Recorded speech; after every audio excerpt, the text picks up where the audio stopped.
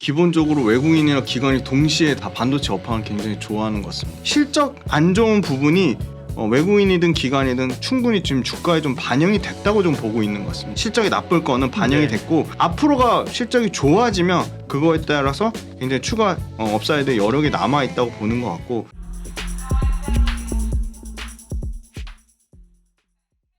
안녕하십니까, 예민수의 경제토크입니다. 요즘 시장에서 가장 뜨거운 게 IT 반도체인데요. 반도체는 물이 정말 들어온 것 같습니다. 어떻게 이해하면서 투자를 해야 될지 훈훈한 주식 김지훈 대표님과 반도체 얘기하겠습니다. 그러게요, 반도체는 정말 오르니까 또 이렇게 강력하게 오르는데요. 반도체 추가 상승을 위한 조건은 무엇이냐, 이런 타이틀을 달았는데 일단 그 조건 전에 주가가 이렇게 실적은 아직도 안 좋은데 먼저 오르는 이유는 어디 있는 거죠? 일단 기본적으로 외국인이나 기관이 동시에 다 반도체 업황을 굉장히 좋아하는 것 같습니다. 네. 일단 2차 전지보다 앞서서 어떻게 보면 반도체 관련돼서 저희가 굉장히 글로벌 탑 3급에 있고 뭐 삼성전자, 하이닉스는 뭐 메모리 반도체에서 뭐 최정상을 달리고 있고 그런 거에 대한 오랜 장기간 동안에 반도체 그거에 대한 신뢰감이 좀 쌓여 있는 것 같고요. 두 번째는 실적 안 좋은 부분이 외국인이든 기관이든 충분히 지금 주가에 좀 반영이 됐다고 좀 보고 있는 것 같습니다. 아마 선반영, 주가에는 이미 실적이 나쁠 거는 반영이 됐고 앞으로가 실적이 좋아지면 그거에 따라서 굉장히 추가 업사이드 여러 개 남아 있다고 보는 것 같고 저는 개인적으로 반도체가 확실히 지금 2차 전지가 굉장히 조정을 받으면서 굉장히 강력한 뭐 주도주의 자리를 뺏으려고 하고 있는데 그거는 좀 추이는 좀 더 지켜봐야 되지 않을까 그렇게 보고 있습니다. 아직은 이제 2차 전지가 완전히 밀려나고 반도체가 승기를 잡았다고 보기에는 완전히 주도했다고 보기에는 맞습니다. 이르다. 상황을 또 봐야 된다는 얘기고요. 반도체는 결국 삼성이 감산한다는 얘기가 나오면서 좀 더 탄력이 붙은 것 같아요. 네, 정확한 지적이신데요. 확실히 반도체가 철저하게 좀 수요와 공급에 의해서 좀 움직이는 것 같고요. 삼성전자는 계속 감산을 안 할 거라고 예상인데 좀 공식적으로 좀 발표한 부분이 있어서 그 부분 관련돼서는 상당히 좀 반도체 업체 입장에서는 굉장히 수요와 공급이 감산으로 인해서 수요가 늘진 않는데 철저하게 공급이 줄면서 수요와 공급이 좀 굉장히 좀 타이트한 것 같고요. 저희가 중요한 거는 공급이 그래 뭐 삼성전자 감산하는 거 알겠어. 중요한 건 수요가 얼마나 늘어나는지가 더 중요할 것 같거든. 이미 공급에 줄어든 거, 공급이 감소하는 거에 대해서는 충분히 주가의 반영이 지금 이미 선반영이 돼서 나오고 있기 때문에 그러면 수요 관련돼서 어떻게 보냐 철저하게 세 가지입니다. 심플하게 서버가 있고 그다음에 모바일이 있고 그다음에 나머지 뭐 PC랑 뭐 태블릿 이런 게 있는데요. 역시나 지금 관련돼서는 서버 쪽에서는 가장 소위 말하는 미국의 빅테크 업체들이 서버 관련된 그 예산 버짓을 지금 30% 이상 감소하겠다고 했거든요. 그래서 서버 관련돼서 굉장히 폭발적으로 늘어나기는 좀 어려운 상황이다. 근데 아무래도 지금 현재 기준으로 재고가 폭증한 상황이기 때문에 마지막으로 지금 뭐 업체들이 이제 소위 말하는 밀어내기 경쟁을 하고 그게 한 번 더 메모리 반도체 판가 하락으로 이어진 다음에 그 다음부터는 회복이 좀 될 거라고 보는데 삼성전자를 예를 들면 3분기부터는 본격적으로 감산에 대한 효과가 나올 거고 설비 투자 감소까지 다 한꺼번에 진행이 되면 이게 치킨 게임에 어떻게 보면 실질적인 결과로 나오면서 삼성전자도 이제는 다양한 아까 말씀드린 뭐 그 빅테크 업체들이 서버에 관련된 투자를 줄일 만큼 줄였기 때문에 그 부분에 대한 부분이 반영된 거 그리고 이제 앞으로 이미 나왔지만 굉장히 소위 말하는 D램에서 기대감을 갖고 있는 거는 DDR5인데 DDR5가 실제 차지하는 생산 비중에서는 지금 15% 미만이거든요. 이 부분 관련돼서 2024년에 오히려 DDR5 관련된 물량을 확보하기 위한 공급 쇼티지를 우려해서 미리 선반영해서 선제적으로 재고 축적. 그러니까 가장 기대하는 거는 내년에 좋아질 걸 예상해서 선제적으로 재고를 축적하는 수요가 굉장히 좀 크다고 보고 있습니다. 그래서 아마 전체적인 철저하게 경기 민감제처럼 움직이는 반도체가 이 바닥의 사이클이 아마 금리 인하를 하는 하반기 오히려 4분기부터가 가장 반등의 그 턴어라운드가 실질적으로 숫자가 찍히는 턴어라운드로 보고 있고요. 서버 단에서 아까 말씀드렸지만 재고가 많이 줄긴 줄었습니다. 보통 정상적인 재고 수준은 4주에서 6주인데 재고가 11주 이상으로 늘었다가 지금 한 8주 정도까지 좀 재고가 줄어든 형태로 보고 있고요. 그다음에 평균 판매 가격 또한 지금 DDR5가 생산 비중이 20% 가까이 계속 늘어나면 판매 가격은 계속 좀 올라갈 거라고 보고 있습니다. 그래서 2분기에는 하락폭이 계속 하락했는데 지금 15에서 20% 디램 가격 하락을 봤거든요. 근데 지금 하락폭이 대폭 축소돼서 한 자릿수 미만까지 좀 떨어지지 않겠냐. 그래서 3분기부터는 디램 가격이 좀 올라갈 거라고 보고 있습니다. 그래서 디램 가격의 반등세가 좀 발빠르게 좀 나와야 될 거라고 보고 있고요. 전방 고객사들의 재고가 상반기 내내 계속 재고가 진행되고 재고를 계속 재고 떨구는 게 그러니까 재고를 줄이는 게 계속 진행이 되고 있기 때문에 메모리 가격이 지금 이제 하반기부터는 신규로 구매하기에 굉장히 매력적인 수준까지 빠져 있기 때문에 추가적으로 메모리 가격이 여기서 하락하기는 좀 어려울 거라고 보고 있습니다. 그다음에 두 번째는 스마트폰인데요. 스마트폰 관련돼서는 지금 스마트폰 출하 증가율이 계속 하향 조정되고 있습니다. 지금 스마트폰 같은 경우는 전체 시장에서 세트 출하 증가율은 한 3% 정도 마이너스를 보고 있고요. 디램 탑재 증가율은 스마트폰에서 워낙 작년에 안 좋았기 때문에 한 13% 증가를 보고 있습니다. 그리고 디램 수요 증가율 측면에서는 스마트폰 쪽에서 10% 정도. 그래서 작년에는 한 자릿수도 안 되는 역성장에서 지금 디램 탑재량이나 디램 수요 증가율이 모두 두 자릿수 한 10%대를 보고 있다. 그래서 스마트폰이 생각보다 오히려 서버 쪽보다는 선방할 거라는 견해가 있고요. 그다음에 마지막으로 이제 뭐 TV라든지 아까 말씀드린 PC 요거 태블릿 요쪽인데요. 태블릿 같은 경우는 역시나 세트 출하 증가율이 한 5% 정도 감소할 거라고 보고 있고요. 디램 탑재 증가율은 태블릿은 한 7% 정도 증가할 거라고 보고 있습니다. PC도 한 5에서 6% 정도 출하 증가율을 탑재량 증가율을 예상하고 있고요. 수요 증가율을 보시면 태블릿이 수요가 한 2% 정도 증가할 거라고 보고 있고 그다음에 아까 PC 쪽에서 한 2% 정도 증가할 거라고 보고 있습니다. 그래서 중요한 건 스마트폰은 기대했던 것보다는 다소 조금 좋아질 거라고 보고 있고요. 서버는 기대감은 큰데 상당히 좀 안 좋을 거라고 보고 있고요.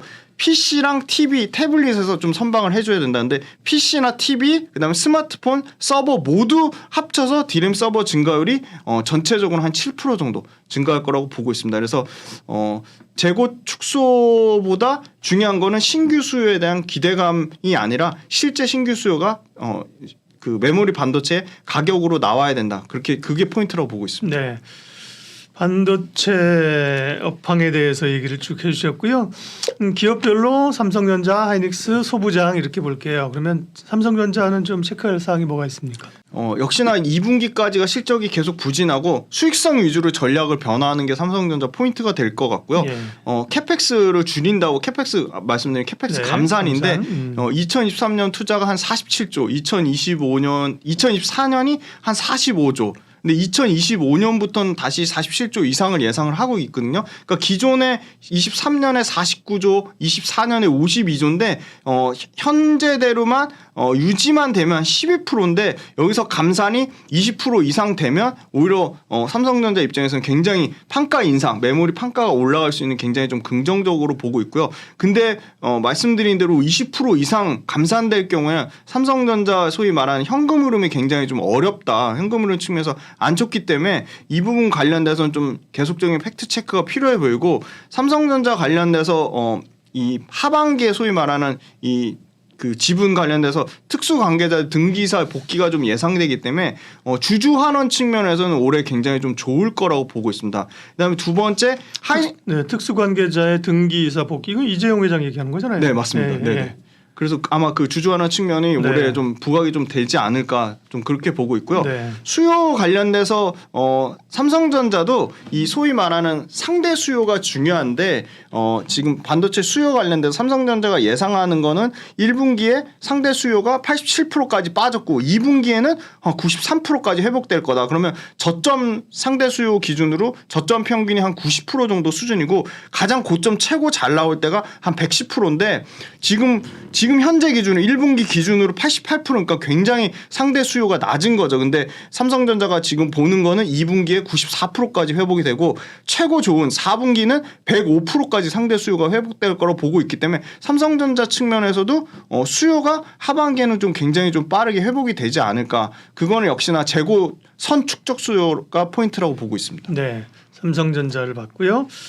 하이닉스가 확실하게 이제 올라오기 시작 반도체 경기가 이제 업황을 확인하고 있다는 얘기 나오니까 삼성전자가 SK 하이닉스가 확실히 강하게 오르는군요. 네, 네. 전형적인 이 소위 말하는 업사이클의 퓨어 플레이니까 네. 순수 업체라서 그렇고요.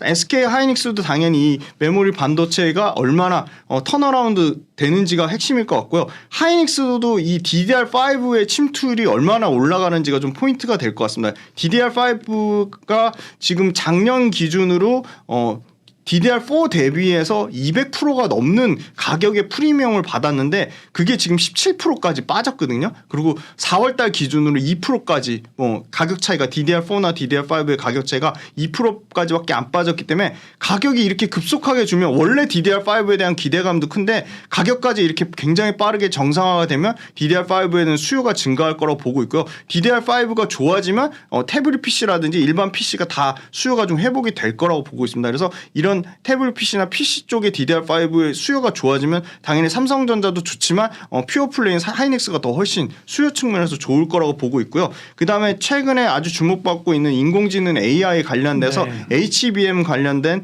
차별화된 수익 구조가 하이닉스에 좀 긍정적인 모멘텀으로 작용할 것으로 네. 보고 있습니다. 엔비디아에 들어가는 HB100인가요? 예, 네네. 그 효과가 큽니다. 다음 이제 소부장인데요. 예, 혹시 뭐 반도체가 움직이니까 소부장들은 더 탄력이 강하게 움직이는데 다만 지금 투자를 축소하고 있는 상황이기 때문에 소부장이 그동안 이제 다가기 어려워서 선별 작업을 많이 했는데요. 소부장 포인트 좀 알려주세요. 네, 일단 소재든 장비든 어떻게 보면 감산의 영향을 좀 덜 받는 그러니까, 좀 예. 특수 그 회사만의 특별한 뭐 기술적인 공정에 의해서 쓰인다든지 원재료 그러니까 그 소위 말하는 일본산에 대한 국산화 대체 수요로 쓰인다든지 어떤 특정한 기술적인 이유라든지 구조적인 성장에 대한 이유에 따라 쓰이는 부분이 필요하다고 보고 있고요. 그래서 그런 측면에서는 저는 이제 그런 측면에서 이제 부품단에서는 원익QNC라는 회사가 좀 원익QNC 하나마이크론 굉장히 다 강력한 부품 회사인데 이 회사가 보시면 5년간 일단 연평균 일단 기본적으로 매출 성장률이 30%가 넘습니다. 그래서 식각 장비를 고객사로 갖고 있는데요. 고객사들이 지금 굉장히 원가 절감에 대한 굉장히 니즈가 큰 상황이고 공정 중에 세정 공정에 대한 수요가 굉장히 꾸준히 증가하고 있습니다. 근데 경쟁사가 역시나 일본의 시네츠왁이나 토소라는 회사가 있는데 이런 회사들의 국산화 수요가 굉장히 빠르게 커지고 있습니다. 그리고 이 회사도 공장 캐파를 증설해가지고 그게 7월달에 이제 본격 양산이 되거든요. 그래서 아마 2분기에 굉장히 이 캐파 증설한 거에 대한 증설 효과를 보고 있습니다. 그래서 컨센서스 대비해서 이익 관련돼서 16% 초과했습니다. 그래서 소재 부품 장비 업체들이 굉장히 실적이 안 좋은데 대비해서는 실적이 나쁘지 않았다. 1분기 매출 또한 뭐 22% 증가했고요. 그리고 특징적인 게 해외 파운드리 관련돼서 역시나 이 회사가 좀 경쟁력을 확보하려고 하는 거는 원자재를 직접 쿠어스텍이라는 회사가 직접 조달을 하는 거고요. 그다음에 이 비메모리형 커츠 쪽을 커츠 원자재를 모멘티브라는 회사가 직접 가져오는 거고요. 이 모멘티브라는 회사가 매출단에서 40%씩 증가하고요. 영업이익단에서도 40% 가까이 증가하는 회사입니다. 그래서 모멘티브라는 자회사가 본격적으로 좀 실적에 반영되고 이 커츠 소모품 같은 경우는 어떻게 보면은 계속 지금 메모리보다는 비메모리 쪽 매출이 30% 이상 늘어나면서 고객사용 매출이 꾸준히 장비에 직접 납품하는 거나 장비를 끼고 그걸 비포 마켓, 애프터 마켓이라고 하는데 비포 마켓, 애프터 마켓에서 모두 좀 성장이 나올 거라고 보고 있습니다. 그래서 이 회사 같은 경우는 지금 반도체 반도체 이제 부품단에서 평균을 내보면 평균 PER이 한 뭐 10배에서 12배 정도 나오거든요. 그러니까 뭐 고밸류를 받는 회사들에 비해서는 PER 기준으로 6배, 7배 정도 수준이니까 밸류에이션 좀 부담이 없다고 보고 있습니다. 그다음 이제 장비단으로 좀 말씀드리면 네. 장비에는 뭐 역시나 좀 압도적인 지금 영업이익률을 보이는 회사가 HPSP라는 회사가 있습니다. 이 하이케이라고 하는 고유전율 절연막을 사용하는 고압 수소 어닐링 장비입니다. 근데 고압 수소 어닐링 장비가 주목을 받는 이유는 역시나 그 선단 공정에서 생산 수율을 향상시키는 게 굉장히 초미의 관심사입니다. 그래서 이 회사도 유일하게 지금 1분기에 매출과 영업이익에서 전년 대비해서 50% 매출도 50% 넘게 영업이익도 50% 넘게 성장하면서 장비 회사 중에 정말 뭐 다섯 손가락에 꼽을 정도로 유일하게 1분기에 실적 숫자가 받쳐주는 회사 어닝 서프라이즈가 나온 회사입니다. 근데 1분기 매출은 뭐 약간의 고객사랑 시차가 있다고는 하지만 그럼에도 불구하고 지금 2분기 3분기에도 생산 능력이 기본적으로 40대인데 지금 80대까지 2배 넘게 생산 캐파가 증설할 거 보는 이유는 역시나 매출에 대한 보증이 돼 있다고 보고 있고요. 지금 계속 최대 생산 능력 캐파에 따라 가동률이 지금 85% 이상까지 지금 올라가고 있습니다. 그리고 지금 고객사 감산에 대한 영향을 유일하게 지금 이 HPSP라는 회사는 전혀 지금 받고 있지 않고 있고요. 메모리 기준으로 연간으로 메모리 비중이 오히려 줄어들면 비메모리 쪽 매출이 좀 커질 거라 보고 있습니다. 그래서 생산 수율 증가라는 측면 그리고 이 고유전율이 선단 공정에서 이 절연막을 사용하는 고압수소 어닐링 장비에 대한 사실 국내에서 이걸 개발해서 양산하는 회사 자체가 HPSP가 독점이기 때문에 계속적으로 좀 주목을 받을 수밖에 없다. 좀 그렇게 말씀드리겠습니다. 네. 소재나 부품단에서는 아까 원익 QNC 말씀하신 거죠? 네네. 원익 QNC 장비단에서는 HPSP. 네. 네. 종목을 이 정도 하면 되나요? 네네. 네. 그럼 이제 반도체 얘기를 했는데요. 단기적으로 조금 올라온 부담이 있습니까? 아니면 중기적으로 보면 뭐 하이닉스든 여전히 좀 사 모아갈 수 있는 구간인가요? 저는 하이닉스랑 너무 조심스럽긴 한데 네. 하이닉스나 삼성전자 단기적으로 가격이 많이 오른 거에 대한 좀 부담감은 분명히 있다고 보고 있습니다.